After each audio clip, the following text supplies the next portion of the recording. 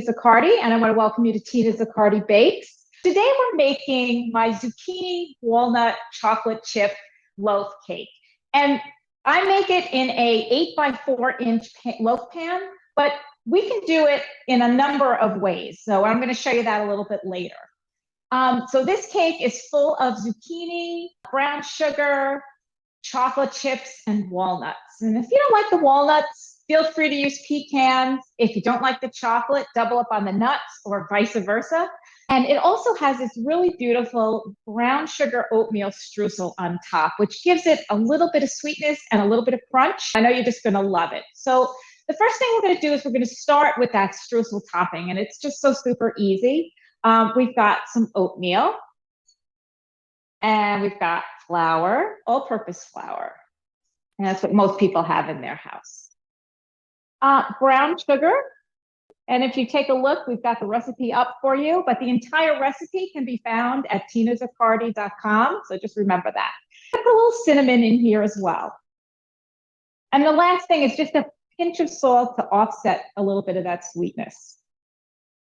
And we're going to take a whisk and we're just going to blend this all together like this. So we've got this all combined. And we're going to add some melted butter to this. There we go. And we want to get every last bit out with our spatula. And we're just going to mix that around. And as you mix it, it's going to start to form like clumps and crumbs. And we're going to mix until we don't see any more of the flour, until it's all combined with that sugar and the melted butter and all that really good stuff. And we're just going to keep going like this. All right. So as you can see, we've got these crumbs right here. And we're just going to set them aside because we're going to use them at the end. So now we are going to make our batter. And what we want to do is we want to prep our zucchini first. And we need some shredded zucchini.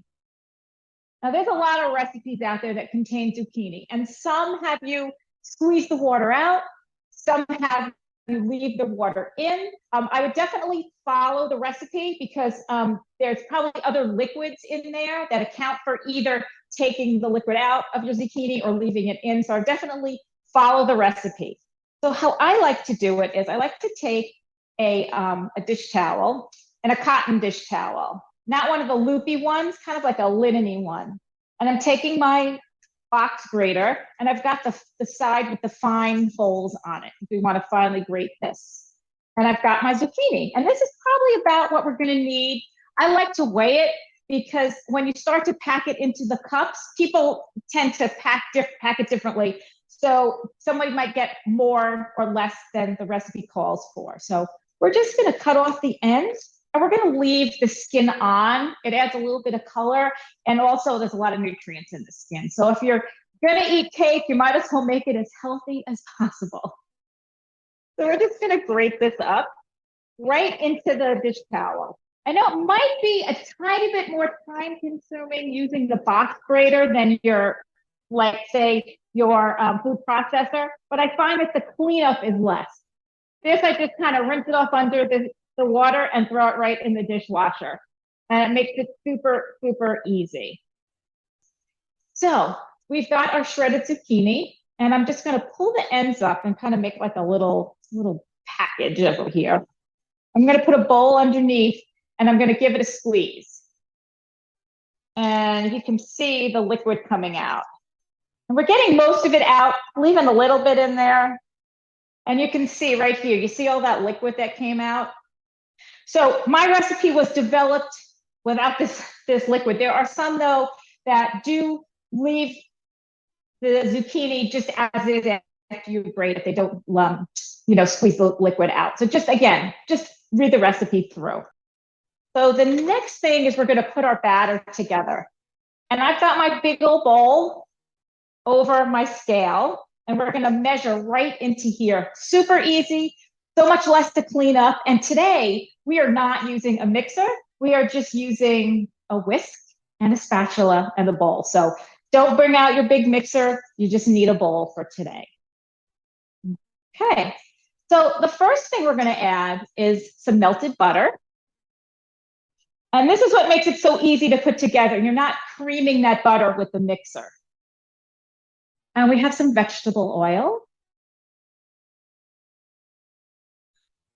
And we're going to measure our sugars right into the bowl. So I'm going to zero this out. And if you don't have a kitchen scale, get one. It'll just make your life so much easier. Our brown sugar is 1/3 of a cup, which is 66 grams.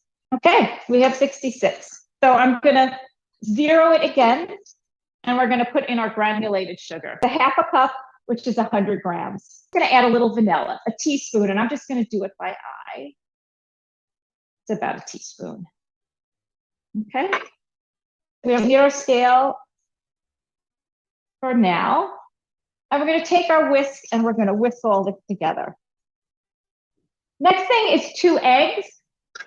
And if you've watched me before, you know that I like to break my eggs in a small bowl first. So we don't break it right into our batter bowl, because probably one of two things could happen. You could get a shell in there and not be able to fish it out, or the egg could be bad. You just never know. So rather than ruining the batter you've already put together, let's be on the safe side. So this one looks good. I'm going to put it right in, and we're going to do the 2 eggs at the same time. Right. We are whisking those eggs in. And that looks really nice and smooth and all incorporated. And our last thing is our buttermilk. And we're just going to get that all in. And you could use Greek yogurt, or you could use sour cream.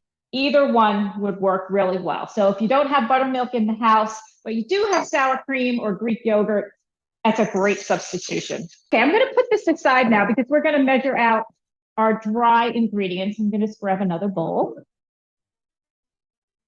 And again, we're going to zero it out.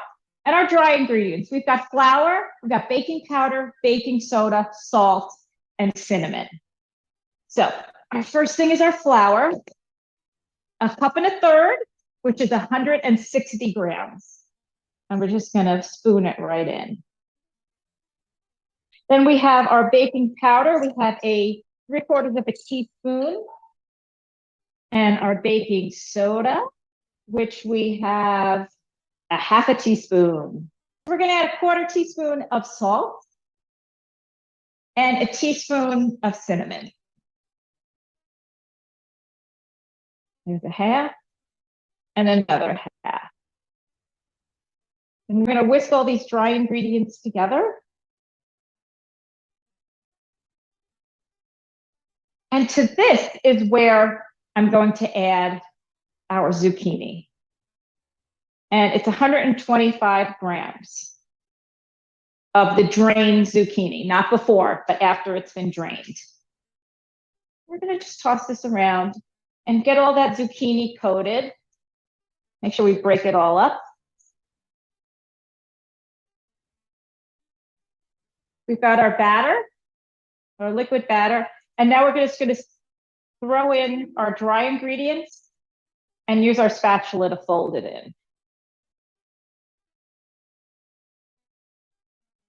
And then to this, I'm going to add my walnuts and my chocolate chips. So the recipe calls for mini chocolate chips. If you don't have mini chocolate chips, but you have like a bar of like semi-sweet chocolate, or if you have the larger chips, just chop them up to make them a little bit smaller. Okay.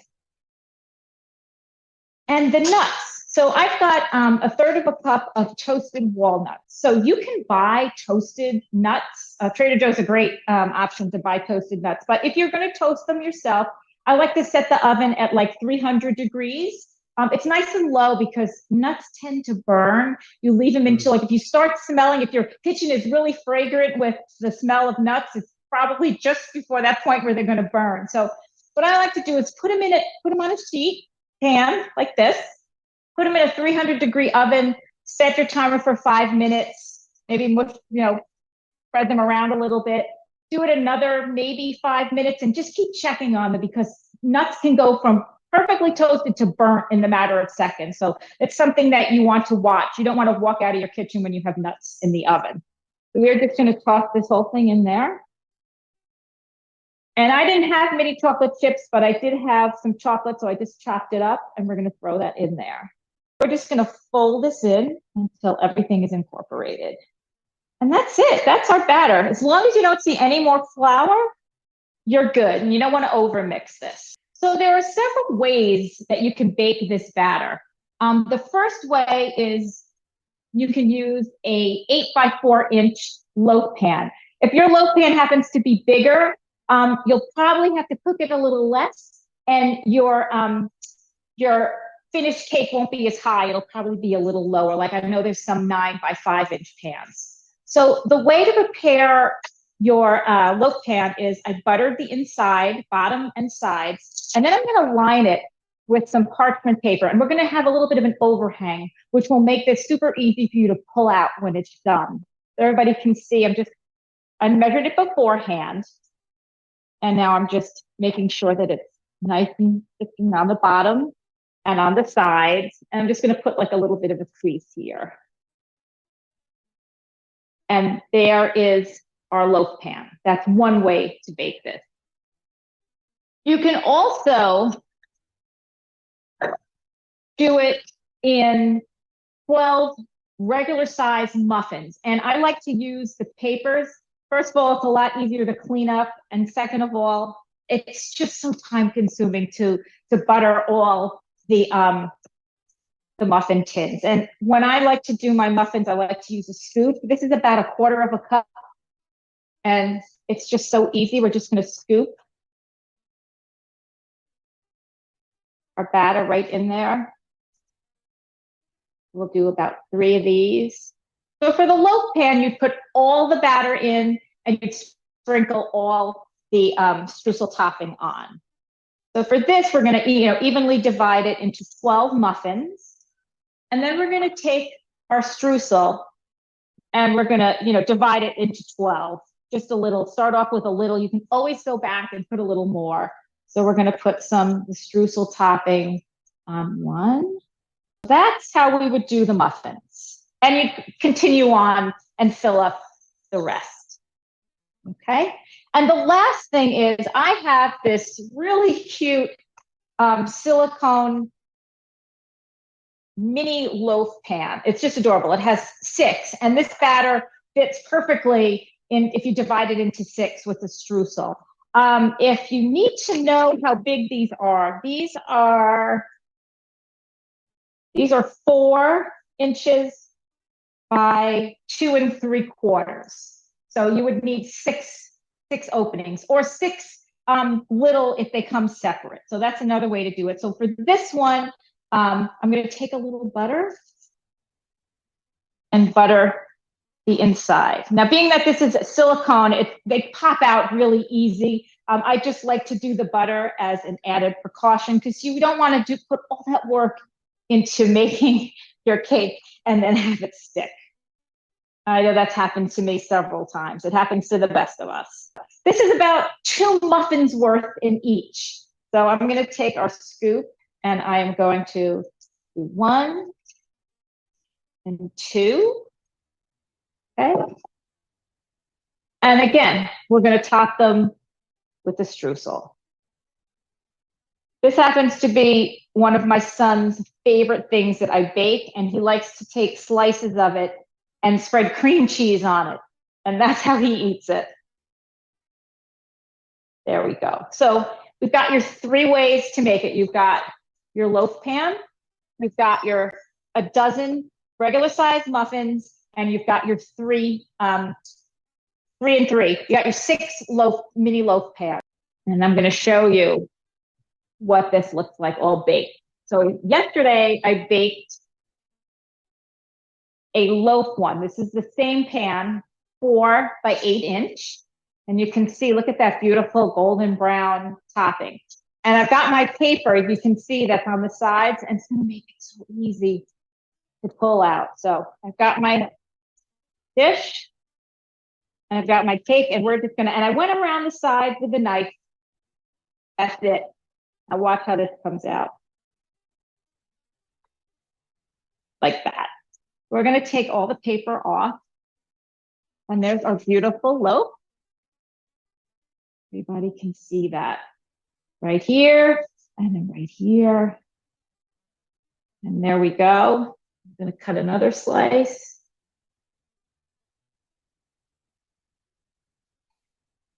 There we go. And you can see, I'm going to show you guys right here. This is what the inside looks. You've got your chocolate chips, you've got your walnuts, it's moist. You've got that little bit of a crunchy topping. You can see a little bit of the zucchini, but it's barely noticeable. And when you taste it,